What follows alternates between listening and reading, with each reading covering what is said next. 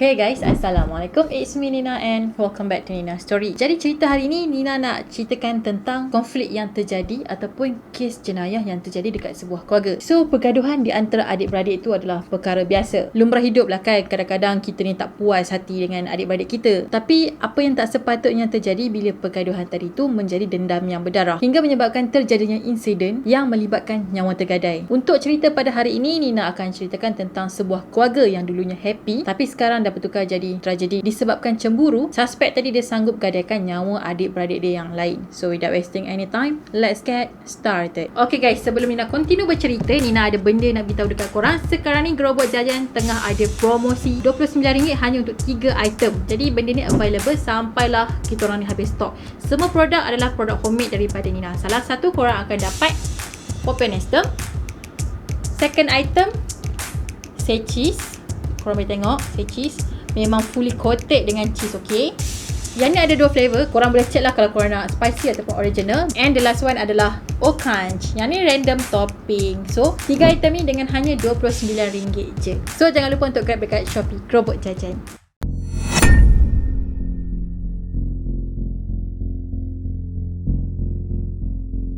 Kejadian ini terjadi pada 10 Disember pada tahun 2021, iaitu di Filipina pada pukul 2 petang. Biasanya lah kan kejadian jenayah ni akan terjadi selalunya pada waktu gelap ataupun pada waktu malam. Nak pula kalau nak lepaskan dendam ataupun nak balas dendam lah kan, of course lah akan pilih waktu malam sebab tak akan ada orang yang nampak. Tapi kejadian ngeri yang terjadi dekat family ni pada waktu siang, pada pukul 2 petang. Mangsa dalam kejadian ni adalah Crizelle Gwen 18 tahun dan Crizul Luis 16 tahun. Jadi diorang berdua ni adik-beradik, kakak dan adik lelaki. Diorang berdua ni telah dibunuh dekat rumah sendiri guys. So sebenarnya apa yang terjadi dekat dorang? Siapa yang dendam sangat dengan dorang berdua ni? Cerita dia macam ni. Pada hari tu Cruz Maguad ataupun ayah dorang ni terima panggilan daripada seseorang. So ayah dorang ni bekerja sebagai seorang cikgu dekat sebuah sekolah menengah. Time tu ayah dorang ni ada dekat sekolah mak dorang yang bernama Lovella. Mak dorang ni juga merupakan seorang cikgu tapi dia ni pangkat tinggi sikit lah, iaitu pengetua sekolah. So petang tu dalam pukul 2.58 masa Cruz tadi ada dekat sekolah isteri dia dapat call. Orang yang call dia tadi tu minta Cruz ni balik ke rumah cepat-cepat. Sebabnya dia kata ada seseorang yang telah pecah masuk ke dalam rumah dorang. Bila dah dengar macam tu, Maguad couple ni pun teruslah balik ke rumah dorang sebab dorang fikir pada masa tu dorang masih ada anak-anak dekat rumah. Dalam pukul 3 suku macam tu, couple Maguad tadi tu pun sampailah dekat rumah dorang. Jarak sekolah dengan rumah dorang ni taklah jauh sangat. Jadi bila dorang dah sampai dekat rumah, dorang tak dapat membayangkan yang dorang ni akan nampak satu kejadian yang mana dorang takkan lupakan sepanjang hayat dorang. Dalam rumah dorang dipenuhi dengan darah-darah manusia. Jadi ni nak akan ceritakanlah kronologi pada hari tu. Masa dia sampai dekat rumah tu kan, diorang nampak ada selimut dengan pisau yang ada darah. Jadi diorang ni pun dah start gelabah tau. Dia pun panggilah nama anak-anak dorang tapi tak ada seorang pun yang menyahut. Cruz ni pun apa lagi, dia cubalah nak masuk ke dalam rumah dia tapi tak boleh sebab seolah pintu depan rumah tu macam kena kunci. Jadi dia pun masuklah ke dalam rumah dorang melalui pintu belakang rumah. Sambil nak masuk dalam rumah tu, dia pun panggilah nama anak dia yang berdua tadi tu, Crizelle dengan Crizul, termasuklah Janice yang masa tu pun berusia 16 tahun. So Janice ni sebenarnya adalah anak angkat dorang yang dorang telah adopt pada Julai 2021. So Janice duduk dengan dorang hampir 5 bulan. Masa Cruz berjalan daripada dapur nak ke ruang tamu, dia dah ternampak anak lelaki dan anak perempuan dia dah tak bernyawa. Masing-masing dah berlumuran dengan darah sendiri. Anak perempuan dia yang bernama Crizelle tu penuh dengan lebam dan luka kesan kena tikam. Bukan tu je, ada sebahagian daripada badan dia dah kena urung dengan semut tau. Kedudukan Crizelle pada masa tu, dia terbaring dekat depan pintu bilik dia. Anak lelaki dia pula Crizul tadi kena ikat badan dan mulut dan berada dekat depan pintu rumah. Badan anak lelaki dia pun tak terlepas daripada kesan tikaman pisau. Tapi darah dekat badan Crizul ni macam masih lagi fresh tau, masih lagi segar. Tak macam badan kakak dia yang mana darah-darah dekat badan kakak dia macam dah kering. Dekat mayat anak-anak dia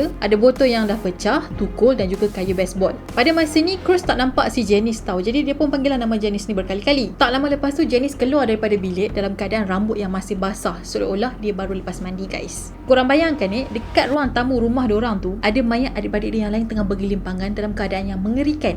Sedangkan Janice pada masa tu keluar daripada bilik baru lepas mandi. Tapi yang Cruz pelik tu, pada masa tu keadaan Janice macam biasa je, macam tak ada apa-apa yang terjadi pada masa tu. Janice kata yang dia tak sedar Cruz tu panggil nama dia sebab dia tengah mandi. Even Cruz pada masa tu dia rasa macam agak pelik ataupun situasi tu macam agak awkward, tapi dia tak syak apa-apa lagi. Dan yang lagi pelik tu, tiba-tiba si Janice tu panggil Cruz dengan Lovella tadi mama papa for the first time guys. Padahal selama ni, selama 5 bulan dia tinggal dengan dorang ni, dia tak pernah panggil dorang tu mama ataupun papa. Bukan tu je tau, tahu. Hanya Lovella dan Janice je yang tahu dekat mana tukul tu disimpan. Dan tukul tadi tu telah digunakan untuk mencabut nyawa dua beradik tadi. Okey, ini nak akan cerita sikit lah macam mana Janice boleh masuk ke dalam keluarga Margot. Selepas keluarga tadi adopt Janice telah tinggal sebilik dengan Crizel. Sebelum ni dalam bilik tu ada katil double decker, katil 2 tingkat tu. Sebelum Janice datang, Crizel tidur bawah. Jadi adik lelaki dia yang Crizel tu tidur dekat tingkat atas. So bila Janice datang, masuk tinggal dalam rumah dorang, Crizel tadi tidur dekat sofa ruang tamu. Jadi Janice tu ambil tempat tidur si Crizel. So sepanjang siasatan, Janice kata ada 3 orang lelaki yang pecah masuk dalam rumah dorang. Jadi dia kata diorang bertiga ni adalah pencuri. Masa diorang masuk ke dalam rumah dorang tu, diorang bunuh Crizel dulu. Tapi kalau ikutkan siasatan ataupun laporan dekat tempat kejadian, statement yang Janice bagi tu agak bertentangan dengan apa yang terjadi. Sebabnya masa kru sampai dekat rumah dorang tu, darah anak lelaki dorang masih lagi fresh ataupun masih lagi baru. Manakala badan anak perempuan dia pula pada masa tu dah mengeras dan dah ada semut punya urung badan dia. So statement Janice kata yang Crizel ni mati dulu kena bunuh adalah salah. Sepatutnya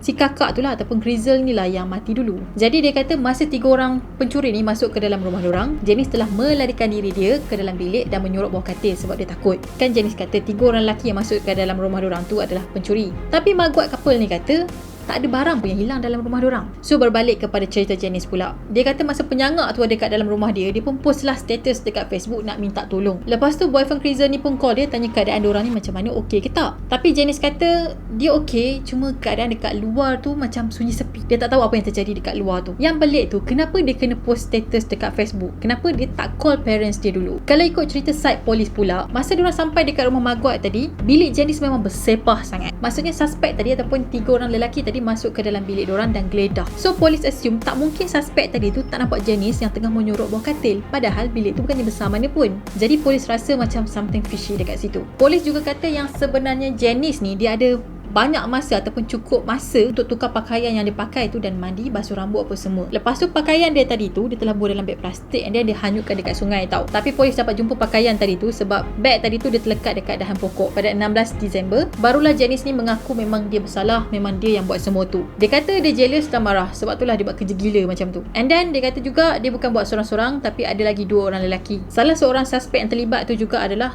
boyfriend si Janice ni. Korang mesti tertanya-tanya kan macam mana Janice ni boleh masuk dalam keluarga tadi. Tak pasal-pasal dah jadi satu tragedi bagi family tadi. Sebenarnya Crizel yang minta parents dia untuk adopt Janice sebab dia kata Janice ni orang susah. Lagipun dia tak ada parents ataupun orang kata yatim piatu lah. Jadi dia minta tolong parents dia untuk adopt Janice, jaga dia sampai Janice ni habis sekolah. Tapi hasil daripada siasatan polis, sebenarnya Janice masih lagi ada mak dan ayah dia dan dia ada 3 adik-beradik. Dan kemungkinan Janice ni telah menipu ataupun memanipulasikan Crizel untuk dia diangkat ataupun dia diambil sebagai anak angkat bagi keluarga tadi.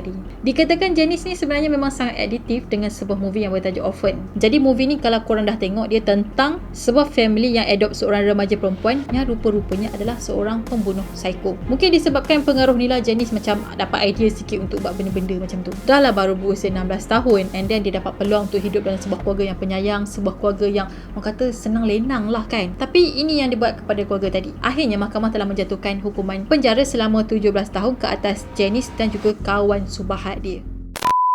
Okay guys, apa pendapat korang tentang kes pada kali ini? Scary kan bila kita adopt orang tu, sebenarnya kita nak tolong dia, kita nak jaga dia dari segi apa, pakaian, makan, minuman dia apa semua kan. Tapi at the end, dia bunuh family kita.